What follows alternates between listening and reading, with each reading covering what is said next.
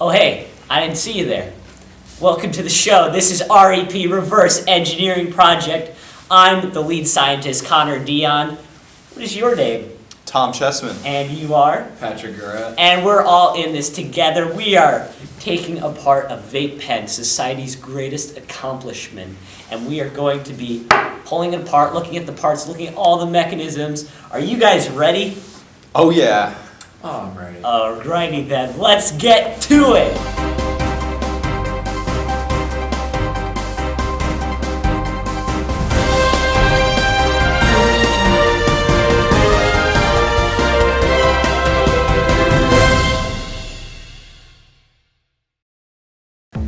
Now, new to the REP laboratory is our electrical engineering specialist, Sean Berg, and he's going to be our lab monkey for the day. Wait, what? Okay, well, anyways, he is going to be taking a puff of the vape pen, showing us a little bit of what it's like. Go ahead. Yeah. But wait, first, at the REP laboratory, safety is our #1 concern, so please put on your eye protection, sir. We also use gloves, but unfortunately we're a low budget production, so Sean, screw it, just go for it. Ready? Still going for it, folks. Fantastic, what a puff indeed. Alright, let's go into the internals. Hello everybody, my name is Tom Chessman, and the vape pen we're taking apart today is called the EVOD. It is probably one of the most simple and inexpensive pens on the market. Let's get down to breaking it apart. The EVOD is fairly simple. It possesses 3 main components: the tank and drip tip, the coil head, and the base. Let's break it down respectively.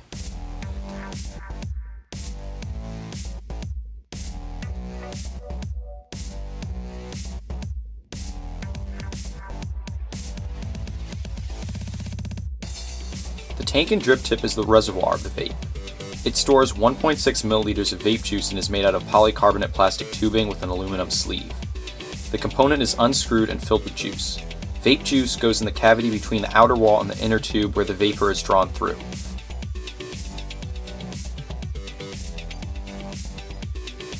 The cavity is filled up with juice and the whole component is then screwed back on tightly to avoid leaking. In this model, the level of juice can be visibly monitored through transparent side strips. The inner tube directs vapor from the coil up to the drip tip. Here is the non-removable drip tip.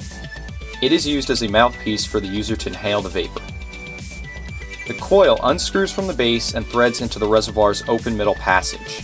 The EVOD is a bottom coil clearmiser, or BCC, meaning the coil sits below the tank, taking advantage of gravity for better wicking. The second part we will look at is the coil. The coil unscrews from the base and threads into the reservoir's open middle passage. The EVOD is a bottom coil clearmiser, or BCC, meaning the coil sits below the tank, taking advantage of gravity for better wicking. The wick is made out of a piece of silica because it has to be heat resistant. Juice uses gravity to flow down against the wick. The juice is absorbed by the wick and from the wick supplied to the coil. When the vape is fired, the coil glows red hot. Wet areas of the wick then exposed to the coil produce vapor. The flavor wick is a little piece of wick that is threaded between the coil above the main wick. According to experienced vapors, it has little purpose and is in fact an unnecessary component. This is the bottom pin. It makes a direct electric connection between the battery and coil. This is the atomizer deck. It holds all the coil components together. It has an inner rubber gasket sleeve which separates the resistance wire. One wire is trapped between the atomizer deck and the gasket, and the other is trapped on the inside between the gasket and the bottom pin. The coil then sits on top of the atomizer deck, with 2 legs going down through the gasket and bottom pin. This is the top cap.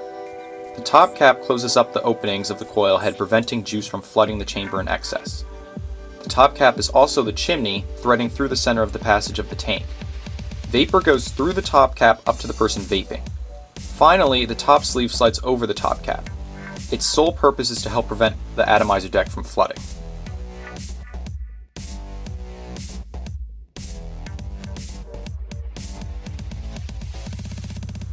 This last piece is the base. It screws underneath the coil head and holds the battery of the system.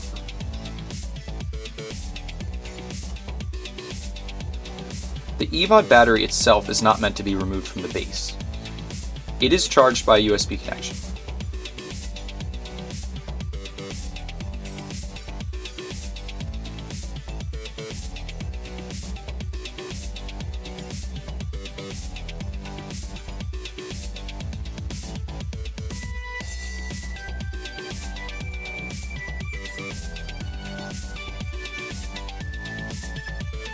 And that's all the internal EVOD. Now back to Pat and Connor.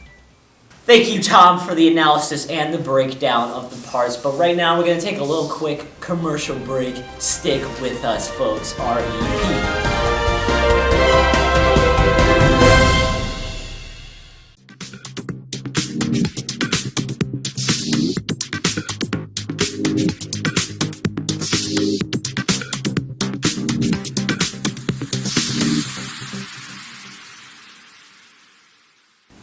Alright, now that we've gone over all of the separate internals of the vape pen, now we're going to break it down into a few special interest sections. Alright, starting with mine, we're going to look at how the vape pen juice actually works. Now we go into the actual vape juice. Vape juice contains 4 main ingredients: propylene glycol, vegetable glycerin, nicotine, and flavoring. Propylene glycol, also known as C3HAO2, and vegetable glycerin, also known as C3HAO3, are mixed together to dilute the nicotine from being too toxic. The mix of these two chemicals can vary per company, but the vapor juice that we have contains an even 50-50 mix of propylene glycol and vegetable glycerin. Nicotine, or C10H14N2, is what really gives the juice its kick.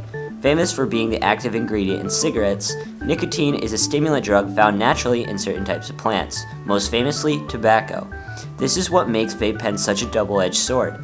Nicotine can provide an alternative to poison-ridden cigarettes or other tobacco-based products, but it itself can cause a nicotine addiction.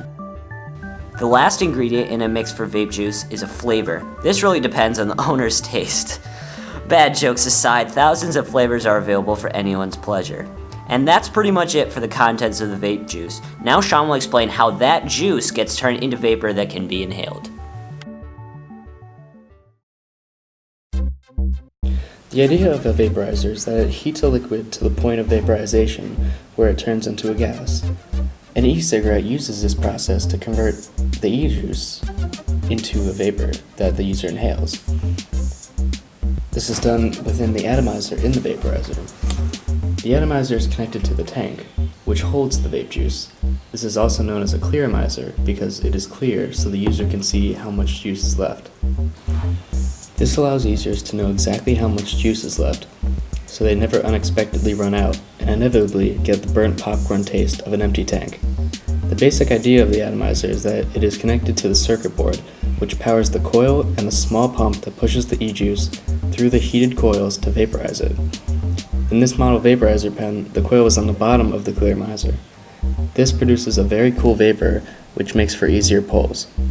The only real drawback of having a bottom coil on your vaporizer is that it can occasionally make strange noises when being used, or can leak if not assembled properly.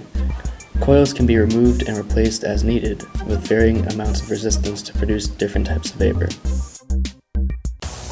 Vaping is the purest method of smoking. Smoking heats up all the ingredients in the cigarette to a point where they combust, thus releasing all the toxins that are in the cigarette into the user's lungs. Vape pens never reach the point of combustion. Instead, they reach the point where only vapor is produced, which is usually around 350 to 450 degrees Fahrenheit. Compare that to smoking a cigarette, which temperature reaches around 1000 degrees Fahrenheit. So far, vape pens don't combust, but there are still more. Most of the juices include nicotine, but there are some out there that are nicotine-free. Obviously, nicotine still has harmful effects, but vaping is still a healthy alternative to smoking. We aren't saying vaping is a healthy habit though, so be careful, kiddos. Now that I explained the health benefits of vaping compared to smoking, here are a few upgrades we can make to the vape pen. A more efficient lithium-ion battery will increase the lifespan of the eVod before charging. The heating coil is made of aluminum and is only allowed to be used in 15-second spans. If it is longer than 15 seconds, the aluminum coil will overheat and cause combustion of the vape juice. Using another metal will stop this problem. For example, a titanium coil heats up quicker, allowing you to produce more vapor faster than aluminum. Titanium will last much longer than the aluminum because it's a stronger metal.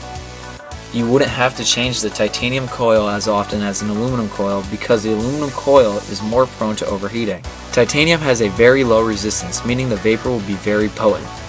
Another metal possible to substitute the aluminum is nickel. Nickel has less resistance than aluminum, meaning it will heat up faster and give you a stronger, more potent hit. Nickel is more resistant, so it will take a little longer to heat up than titanium. The vapor produced from the nickel coil won't be as strong as the vapor produced from the titanium coil, but it will still be stronger than the vapor produced from the aluminum coil. Nickel is the happy medium between aluminum and titanium. Another improvement that can be made is enlarging the heating tank that holds the vape juice. A bigger tank will allow the pen to hold more juice with a very minimal increase to the cost. Well, that is all for us today on REP Engineering Breakdown. I'm Connor Dion. I'm Tom Chessman. And I'm Patrick Garrett. Thanks for watching. A special shout out to our cameraman, Sean Berg again. Great job today, Sean. That's pretty much it for us. Thanks for watching.